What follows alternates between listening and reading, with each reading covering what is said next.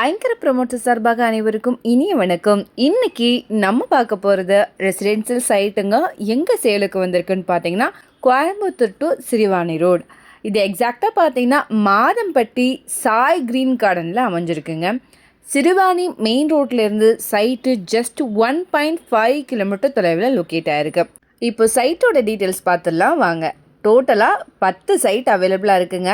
3.5 சென்டில் 5 சைட்டும் 1.5 சென்டில் 5 சைட்டும் அவைலபிளாக இருக்குது. 3.5 சென்டில் சைட்டோட டீட்டெயில் வந்து பார்த்தீங்கன்னா பிளாட் சைஸு 30க்கு 50ங்கிற மாதிரி அமைஞ்சிருக்கு. Total square feet 1500 square feet வருது. 1.5 சென்டோடது பார்த்தீங்கன்னா பிளாட்டோட சைஸ் 13க்கு 45ங்கிற மாதிரி லொக்கேட் ஆகிருக்கு. Total square feet 585 square feet வருது.